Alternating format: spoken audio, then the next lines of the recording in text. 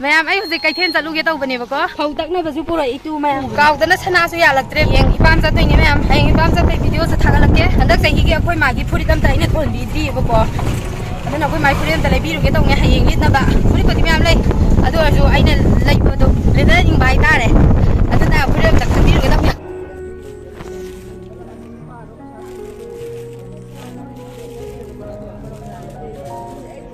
अखोय मागी फुरी लेरे सना मचा मा लेबीगेना मुगेंग लाइने अखोय मागी खुजी सना लिक लेबीगे तौबनेबको Kami tujuan ngawre, apa naik dia ngawre, kayak ngawre. Aduh tujuan pada dia ngawre. Nah, kesim tang lau gitu na, macam ini. Yang saya juga mau nggak tahu lah, tungan bisa tahu siapa yang ngawre ni. Jadi bisa kau itu bina sana ni hebben juga tu gila bina. Mem aku kajian dari hal kau magi posai lagi peluang Kemudian yumnya orang kan dah, mak kangau dah ni, mak puri lagi kan ni, kangau dah ni berkuah. Atau mak puri tu su ulah set, kau magi sana kuzi, ada lagi lik, atau lagi ulah set. Aku sih na lik ka kuzi lagi bina, kau magi sana ka puri ka lagi bina berkuah. Tu aja kau tu sana agam tiada lagi berkuah masih je. Tu mem yumnya orang. Lao. Aduna ne, aku isi na lairak pa. Lagi ba? Aina lairak pa amukul lagi. Lagi aina. Jangan biar kan. Mana yang tuan biasa yang tu ini. Jadi biasa kan hari ini biasa yang mau ni. Hari. Sampai. Mungkin lepas itu. Jauh kan tu. Sana.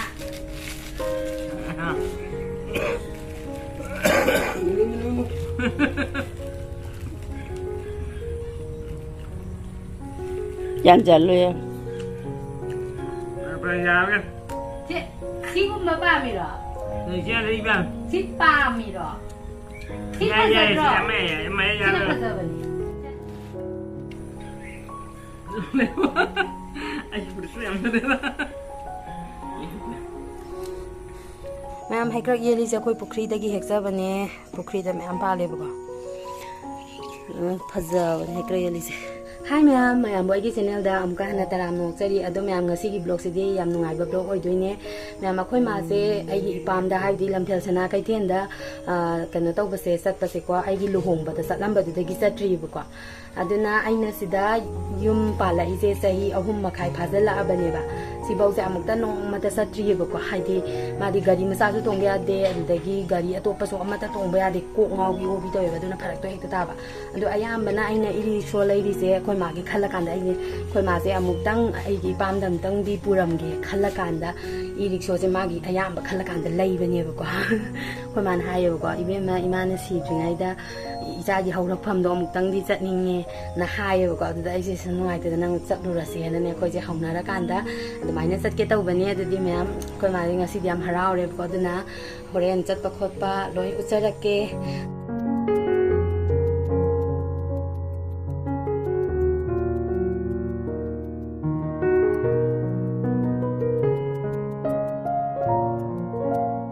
Ma'am ऐसे इपाम चप नुमिता चटलिंगाइदा पुन्ना phone दुसु लेहौरगेना plan से तौरगा लेबने अदुगी चलमदाइदा सेम्पूदगी पैसा जे लौथो मैसन किरगा इ पुरगा चलेबको आइना ने अखोय पुरनागी खुंगुप अमा कक्पीबनेबको अदो कुइरे आइ नाक्ता लेबा अदो ngasiदी युमदा चतोइनिना युम चटलिंगाइदा पुबि हौरगे तौबनेबको सि लेरे खुंगुप व्हाइट कलर दनेबको अदो होरेन मंगोंदा उफल कांदा येंगहलकेबको मैम अखोय होजिक लोइसनबा लोइरे अखोय माजो लोइसनबा लोइरे अंगतो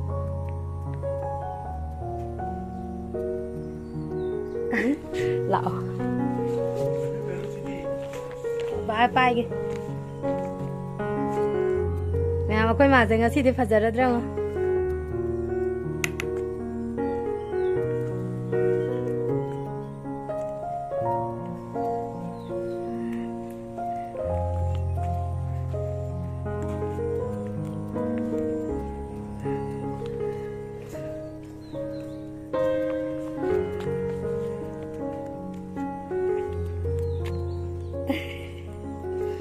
nganu laba ma pure ada sana pa do baba na si ko na roi ye namaga hapsan go ye nganu je ahum leijaram bane ani mangarang leichokra ba ko adugi ꯂꯥꯕꯁꯤꯡ ꯈꯛꯇ ꯉꯥꯏꯔꯦ ꯑꯗꯣ ꯍꯣꯔꯦꯟ ꯆꯥꯕ ꯀꯣꯟꯅꯔꯣꯏꯗꯕ ꯑꯣꯏꯔꯒꯗꯤ ꯌꯦꯟ ꯑꯃ ꯍꯥꯞꯆꯤꯟꯈꯤꯕꯅ ꯐꯔꯅꯤ ꯀꯪꯂꯥꯁꯤ ꯂꯩꯔꯦꯗ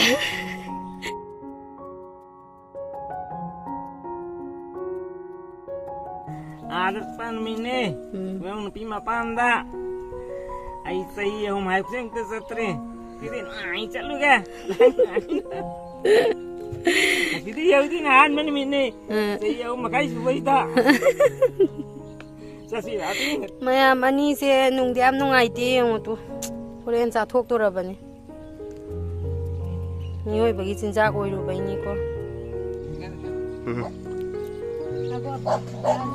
นี่คุณมานี่เฮลามานี่ได้คุณมายังพัฒนาวันนี้นะสิเดียแม่มาคุยเจสุทกเลยยังนานนะยังพัฒนานะสเปกสิแม่มาคุยเจสุบิสุทกเลยสิเลยเด้ออันนี้แม่มาคุยจะนำไปต่อระเกียคุยเสียมซาสุนัมโบลเด้อนำโบลบาซาร์ตั้งง่ายแล้วก็เลยได้ให้บอกว่าชาวก็ที่หลังได้เองบอกว่าคุยเจสิกันสิสเปกอุปกรณ์สิเลยเพราะว่าเมียมใช่นี่มาลิเดียสิข้ามสิได้กว่าเด็กกันแต่အခုစေးစောက်ပြီးထုံးပြီးရိုက်ချက်လေအဲ့နဲ့အခုတာတဲ့ဖူပြီးပဲရဟန်ပိုင်းနဲ့တည်းနဲ့အခုစေးဆိုရင်တင်းပေါ်ရိမလဲမဲမအခုစင်စားအားလဲတဲ့သူရင်တင်းကပေါ်ရိမလည်းမဆို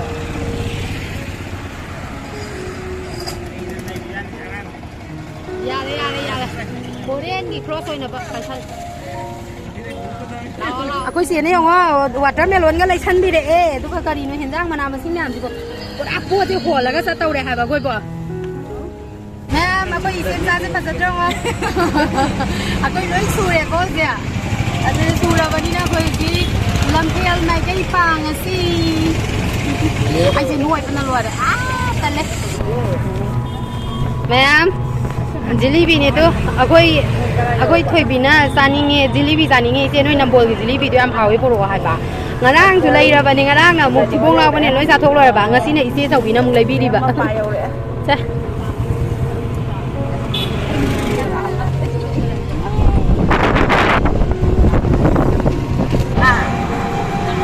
Nggak ada pada betul ya Hendra. Si cari je aku mai bukan dia ya. Karena ada tahu gimana tu semua. Tahu dulu itu. Tahu sama kau mas. Ngasi di ngobrol. Phòng tôi sẽ nhất thả lấy đây nè. Aku mana smai naga kanu tholak pa se. Sahi phanyam yam mani tholak ta ba. Koi se. Sahi ka sura mani. Aina yu luhong ba hek luhong ak pada gi akoi mas mai na thok pa jam ka theng na dri ba kwa mating maya do yo akoi nambon mating maya budi thok pa kwa mai na kanu lambi so es mai na poi pa ka tholak pa se ai gi oina di ahan ba ni akoi ma se Kun mungkin mamang tak kuam sahi kun sikun. kai gi no ha ba akoi ma se ma khong se kanu tong ta ba ni na gari dong ba ya de ba aduna gari ma sa su thong ba ya de aduna satna ba thok na ba mafam ju kanu lai ta ba hai ta re aduna masina han mane koi ma na thai sorok ta thok lai ado ma hai ne na ha wai moi na ha ngai da thom ba da lai dam ba phibam du wa hujik lai dam mi ba phibam dik am tin the na ram mi doi ko hong hong am am sa gal am mi Am te ka kat ne koi ke lai che du lai na. akoi ma lai ji ta bra ma thon sa ri me am je loi na lang tho am kan da akoi da lai do kai dau lai noi kai gi do ka di noi ni ni sai ya ta je ai di nu ngai yai pa ba imu yum mai am le ne ko nu ngai yai pa ba nu pa mai am je lang tho am kan da ma gi ma sa nu pa lai ra ba da lai je ka di gi noi ma ai ni je tu ne ba kwa o nu si ba gi Ama ni bebe. Na sang ni yo tu ni ken ko yam li ko. Ada ti thi da ka ro ti da lu se. Sa sa. Mai ne no kan da lai ni da. Mau nu bigi mana ka sa le ai je. Kun si da sa ro thalu ba apam de sa le sini ma khalis.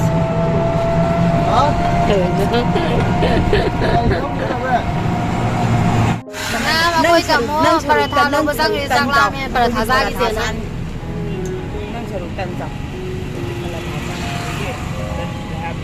para tha se hao dong ma le hao ni to pat tak ka to ro ga am hao ni na para tha se hao ba sang gi ta ko sa ge sa ra Tapi dia tak ni. 하와 하와. 하와 자. 하웨 하웨. 하와. 하와. 라.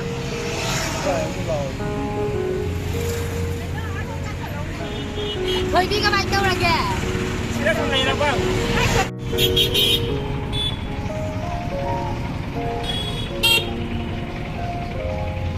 Ipam lamdam yaudore supermarket yausalae supermarket tagi kitang thawdar kandani ko ipam lamdam oidoise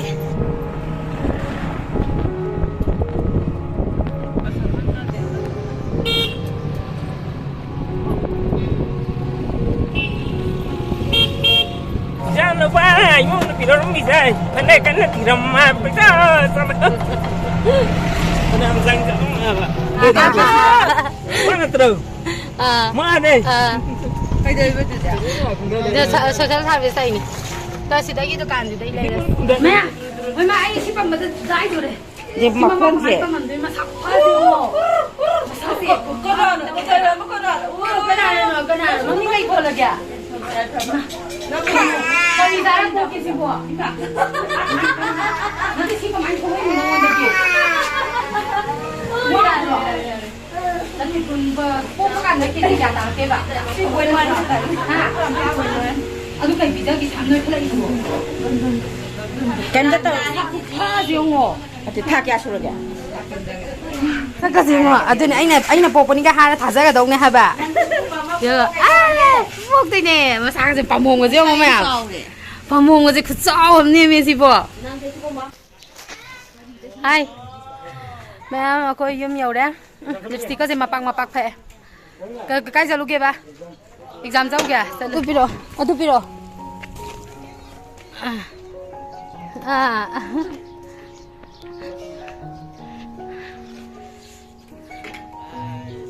Chơi bunga pot em dah pusat lula.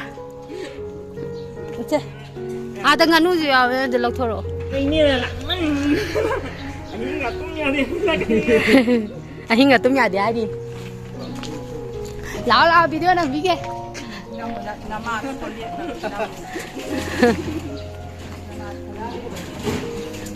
Tang ni kan nak video menjadi tu pun. Là ô. Cái nó đi nganu đi. Ngang xem mira inama. Nama ke? Ini ipandaugi. Pendaugi. Masiegi. Ye, pendau masih yo. Mamau nupi. Kon dah tahu nama yung tu. Kalau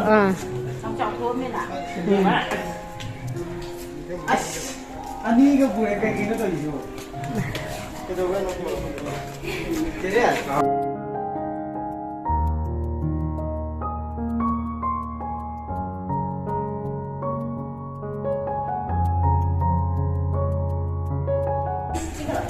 hai tông nó xây ra đi ơi hoang gì cả đã quay mà chứ mày làm sắp bắt tỉnh khất cái đấy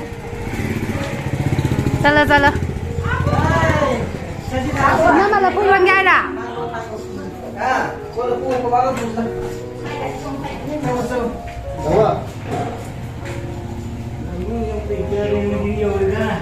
Kasih dia oleh.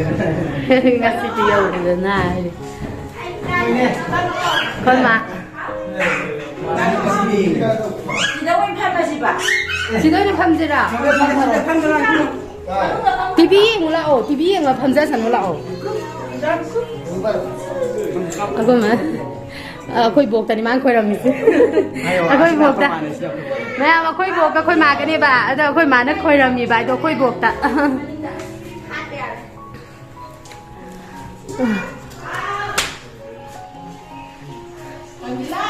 hả dango tururu khôi dango xí lấy đấy mày dango cái paratha lấy cái này chị na nang cái pizza đó thong lo lo vậy Ini pizza do. Lain tu ada hả Chào với thằng người kìa. cây ba Chào thằng người hả vậy? Cây này để đây nhang chứ bộ. Cây chắc sao rồi, đây bù lại gì nữa đi. Nah, pasal kau enggak kayak begitu. Kalau dia, Ông trai ra đi. cây này ꯀꯣꯏꯔꯕꯦꯟ ꯑꯩꯗꯤ ꯊꯛꯑꯣꯏꯌꯦ ꯑꯩꯈꯣꯏꯗꯤ ꯀꯩꯅꯣ ꯇꯧꯔꯦ ꯄꯔꯥꯊꯥ ꯆꯥꯔꯛꯑꯦ ꯑꯁ ꯑꯩꯈꯣꯏ ꯊꯣꯏꯕꯤꯁꯦ ꯌꯥꯝ ꯐꯖꯔꯒ ꯂꯩꯔꯝꯃꯤꯁꯦ ꯔꯦꯗꯤꯗ ꯍꯥꯏ ꯌꯧꯔꯦ ꯋꯥꯕꯔꯣ ꯑꯩꯈꯣꯏ ꯃꯥꯃꯤꯔꯤꯁꯨ ꯂꯩꯔꯦ ꯁꯤꯗ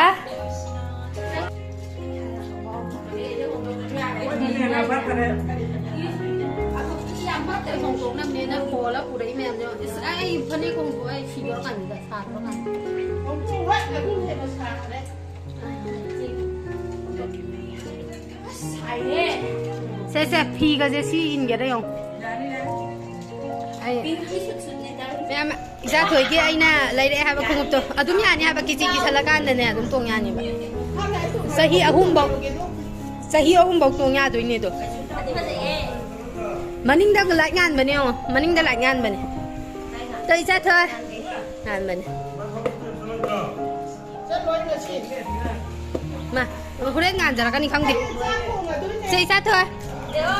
따따따따따따따따따따. 야래. 사토. 이스 그이행 가죠 봐. 그이행죠.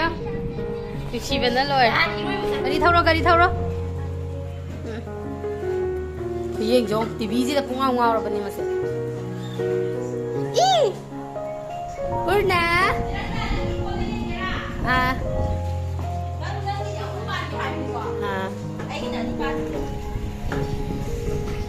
Tefin.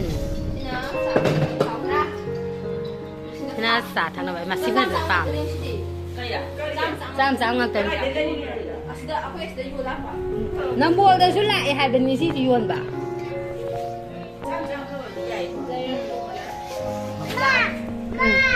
Ông tuồng hay đấy. Ma'am si khang gì ngồi tu? Si khang gì cả? Si trà luôn là bác si cả tiffin gì cả? Lúc bác sao hôm gặp ta này hôm gì đó? Lúc bác sama.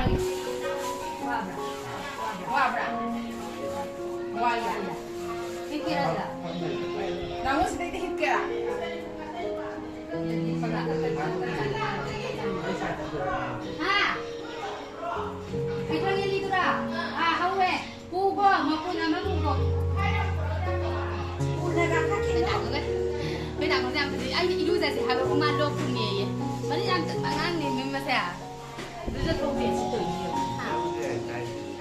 bây giờ thuộc về năng yếu rất mạnh đâu vào cái nào thì nó nghe đồng tàu đấy bây giờ à cái nào rồi lá đó cái đâu đây là hộp rồi gì rất tới chứ thì gì rồi cái gì mà mày đây một cái gì mà mày cứ lấy cái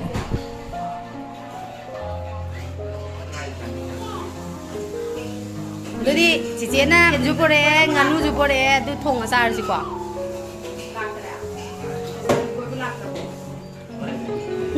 Nuari dia. Maya ma koi thoi biga bungo ga na su nga se ngo tu tap tang ai lei chal laga thamam me si thong dui nen tau lai ra me.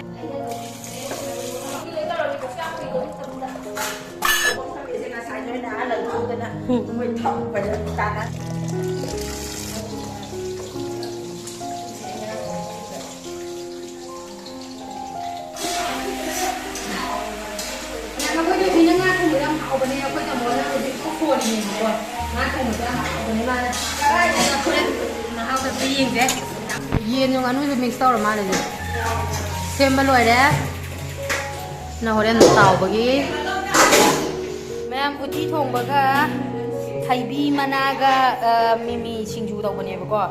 Cái tầm mùa bên na, nganu yên thùng ní, nganu yên hay ta đây? Hầu ở trên này đi cô man à mà bay nó thùng gì nè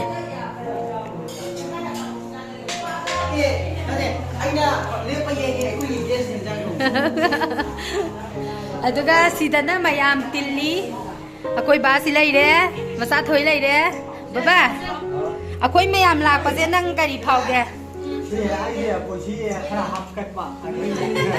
mày làm chứ u bây giờ bún gì chứ cái hấp cắt lệ bà ai chahi mà ta hình chahi mà ta cái đầu sao tổ ai anh nhìn ô xây dựng đi hình ở đâu này anh ta sạch lên rồi má này sao ta đi rồi bạn này thấy rồi đi chạy ngã lên nè sát rồi ngã lên nè sát là cả nó ngã đâu này tôi thủ gai cái này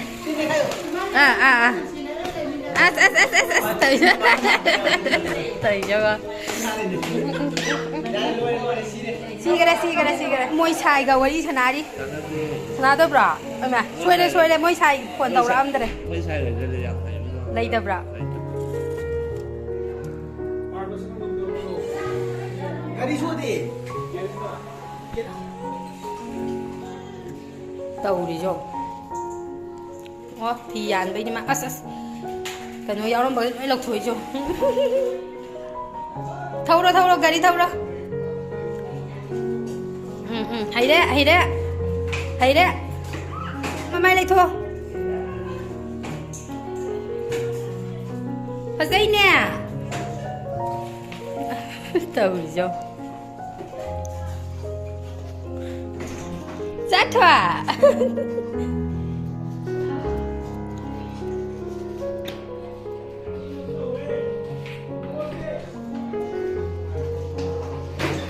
mày thom dần bà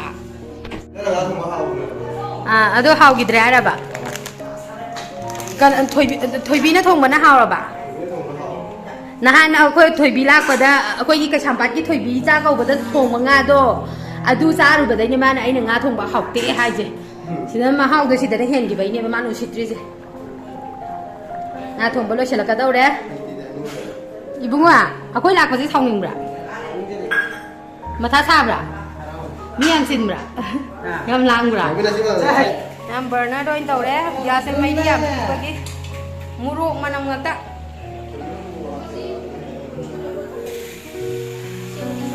Khoi thoi bi se kai sa na bai au yeng ge, thoi bi a.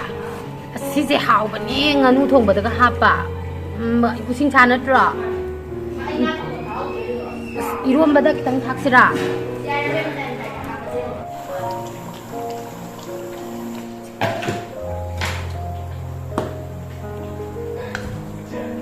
Ini orang berzidi.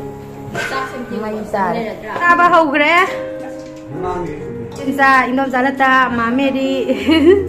Ada kia koice mama. Ada koiba.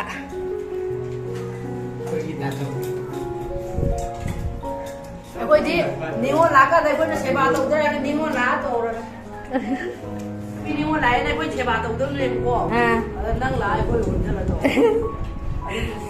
Cuốn nào nó mình ở bên cái đầu kìa mẹ em hẹn giang gì lấy đấy ê nganu thong ba nga thong ba champut irom ba uti rồi cái singju rồi chu re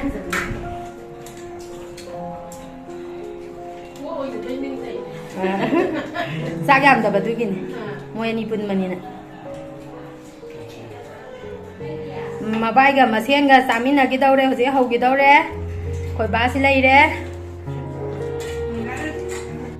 khoi dango cha ili mayam sis ain in bai ta kai khoi thoi bi ga jalespi ga ai ga na sida sa re manung da mapan do sil le na kwa kai be de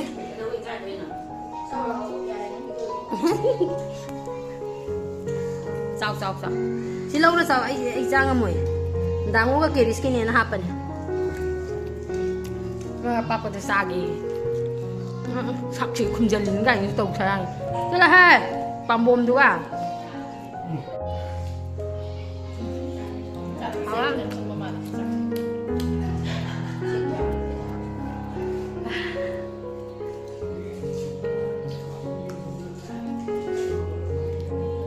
lâu đây thì mình sao mà rồi ngã không có gì đâu ai kẹt kẹo đấy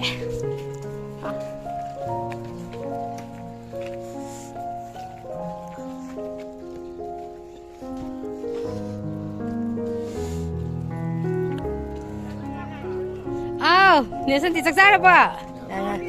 Kệ, ngâm đấy. Đây cái quả cái nào còn đi thả koi saksa tokpagi mayam je energy thajan gi dore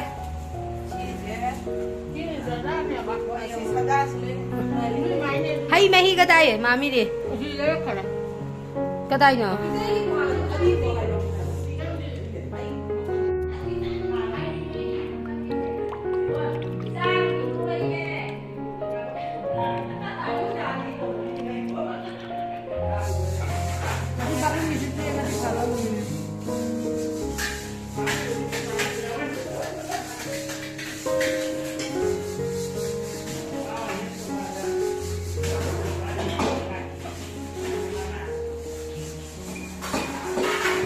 Thầy bí cái khôi nào bí cái nó quân phiên ý học gì aku di sa balak ni na ta gumbong sengan dere quân bok sengan dere hayeng mo khôi rom dala buda thầy bí je mu kham ma ga tham mani aku na mu goi phiên thua ni kari mo pa han dere ningun ja kau bu dong na ta wal le je thầy bí na khôi je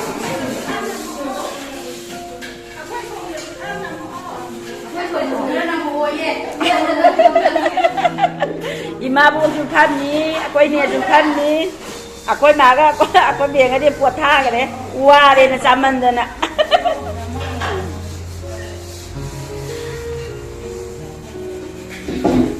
Koi chỉ đang giỏi nè, koi chỉ làm được. Nó âm là phải mang lại.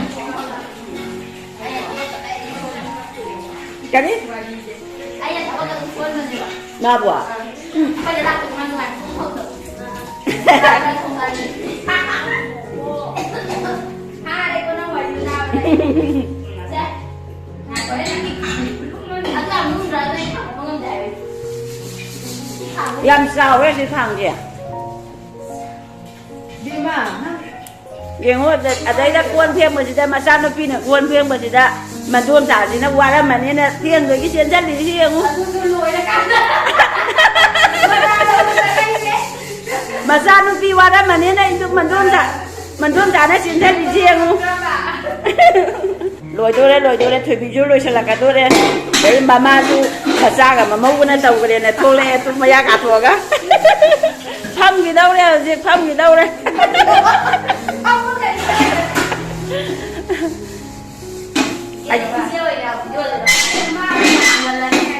thổi bị chứ học gì chả nên na ta vào màu hồng cái này gì kia gì thả gì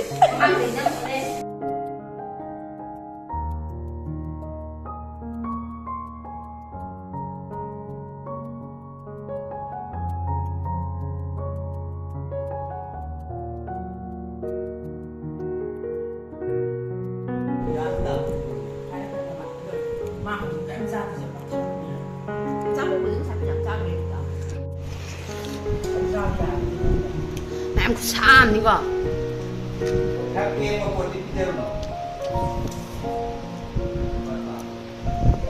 anh phí bấm rồi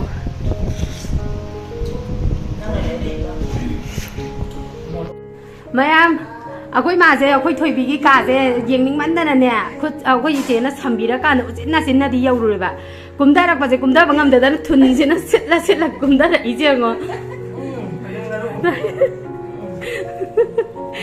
Tauri jo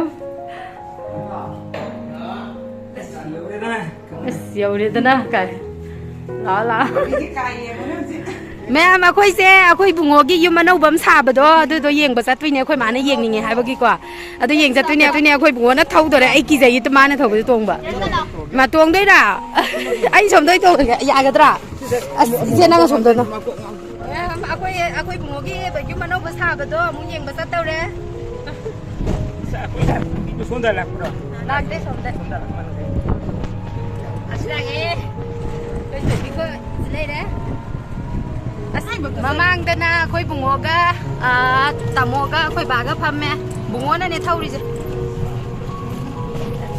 khoi bungo gi yum je sini sigai di loi re maron ahum sigai di loi re sa pai kha nong ha pa gi ai pa jin pa am thok pa ne me me ya mathan ta no khat na jai ne ang si me am je ko ne jai ba ga ka no yum je mu sa ba ho la ba ne ba น่ะเต็กๆชุมสาบได้ลอยชันแล้ว รวยแร่ไปอย่างแร่ละ เราเจ้าเราก็รำสมกันละรวยหมดเลยแม่เอาคุยมาเจ้เอาคุยเลยกายกี่ปุครีเนี่ยบอกว่าสิเจ้คุยเลยกายกี่ปุครีเนี่ยดูก็สินะ Store เนี่ยบอกว่าตัวหักสิกลางเงินเยอะเท่ากันเนี่ยคุยมาเจ้สิพม่าละก็สมยีงบ่อยนะแล้วก็ยุ่มด้วยยำนะปิเอบอกว่าดูนะหักสิกลางบ่อยนะสมยีงลำจะยีงบ่อยนะกว่าสมบูรณ์ถอดไอ้เนี่ยคุยบ้าเลย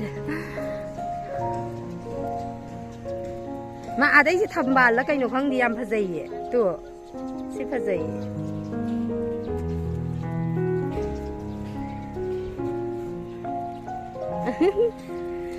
แม่มาสิกันโน่นนะพี่แกกาเซงใส่โซเชียลซาร์วิสต้องรำไปเนี่ยบุกว่า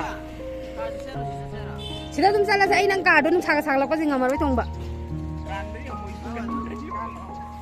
กาเลยอันจะซับปะกระถางวะบุได้จ้ะสมเด็จสมด้วยผมอาจจะนึกอุดมลำ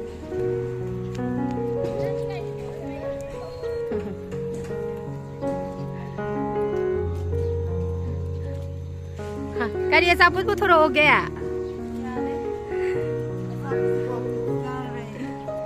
นั่นเองการเรียนสาบุตรกุทโรอุเกะขนาดของกูรู้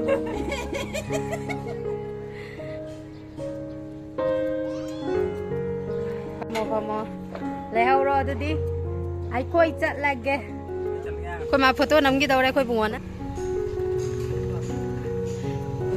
บุคิดอะไรเรานั่นตะโกน เดี๋ยวนี้วะไอ้เหี้ยปานุปาจะพัสดุบุเลียสิกะปลาฮีโร่เนี่ยสุสานสิงห์ราชกุมารมาเนี่ยว้าวสุขภาพสารกันนุปีพังดูจะกันกินอ่ะสุขภาพสารกันนุปีพังดูจะกันกินวะอากุยบาเซให้มาฮีกันเลยรีสิเดียกุยมากุยสิเดพมมาดะเข็มตะทักษะจะดีภาษาดีเลียมดีสิเดดุกันเลยกุยบาให้มาฮีเลยดูดิ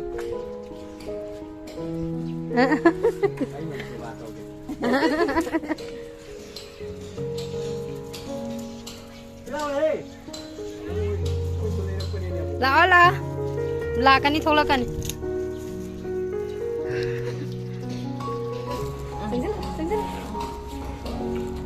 เฮ้ยตาเลย มาเซ็นไอเซ็น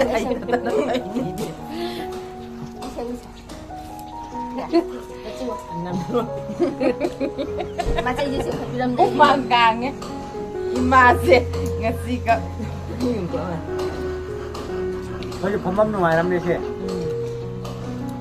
nắng phun thì mình sẽ thấy thủy cáiชื่อดังๆจะล่างกัน để rồi sự đang khi nó bùi ai sao thì mình ta đápบ้านนั่งอยู่ด้วยที่นั่นไอ้ขลุ่มต้องวัน ไอ้นี่ขันจะสนุกเกิน ไอ้ที่นั่นไอ้พังงา มาหาหน้าไปแล้วมาขาดละไปไงลูก ไอ้กล้วยบาซาจะลูกไอ้ทำมั่งมั้งในดำโม่เจริญนะเอาบอกที่พูดอะไรกัน นี่ก็ได้สักเดียวป่ะ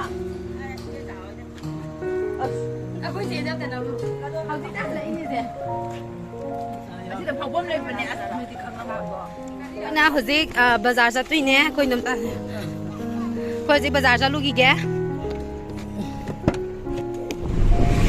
แม่ไอ้บาซาจะเล่จะพอเลยแบบ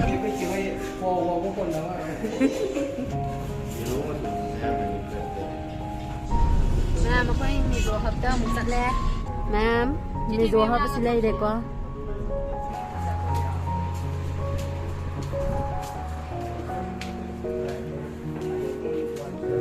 Sige, 15 na dagre. Changla. 15 na dagre.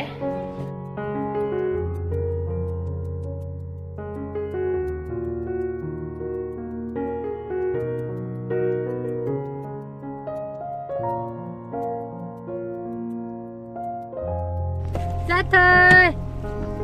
Jangan lupa jangan lupa. Ra. Satoy bagi challenge lấy đi papa na. Ready 1 2 3 start. Hi me. ไอ้ค่อยเซพลเลยรูบกีฮาราวันงายแบบพงดกพ่อยนะแฟมิลี่แม่ยามจูปุ่นลิงไงตะเกียกมาซ้ำตั้งกักบกีตันซาดลงเซกิแม่ยสิตะค่อยเซเกียกเซเราโทรอาการตะกักนาบเรดี้เดี๋ยวนี้ทำมีเซสิกะอาการดะ koi harauba nungaiba phongdok mina khre koi family myam pulla kanda ado myamna cake order tawning ba leraga so nungsi khudol cake and gift gi order tawbiyo mayam yam haubane ba ko hello aduga design si sa to kiba text sa iba aduga butterfly tu na mami ni pairo buga pairo ako loina sop na parmin na re aduga loina birthday to me happy birthday ako si Itu balik ko ito. ay birthday friendly ne adu ika ima adum lo pardon ka sa na ke Ay, dia. ingin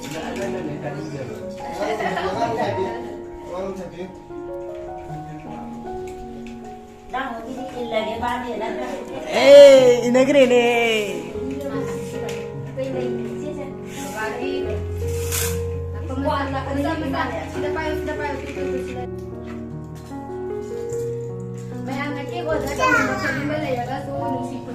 cake and gift sida dum taw biyo birthday ade ye hing ko te ka dum lai dana ko ado cake order dum nga ni mo dum taw san biro ado ko yi ko na ko kapsan dara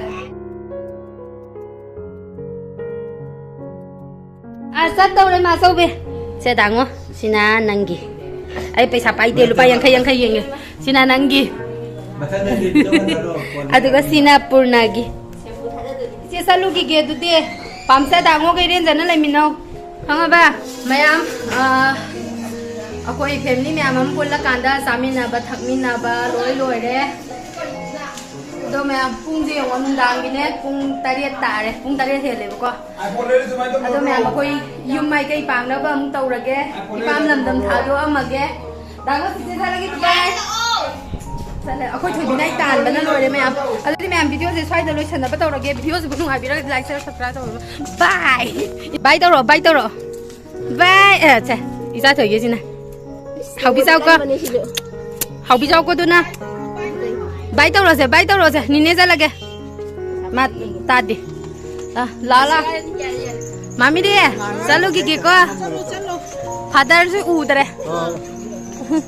Ma he. Nang samnang at am phazare yam mamme iPhone yam mamme ngako Nare. Mita sa tong yun na mo eh. ngako ai plus han tadai no plus han ba Mita sa iPhone ko 5. phone adi mai di Tadi kamera pa dito re. chalo gige bye bye tu je loin tuang a ready da lai re dudi ingom sa chalo gige ko bye Una koi ni. Ala, nang ning jang lawe tem kori ba. Amada. this is amada ka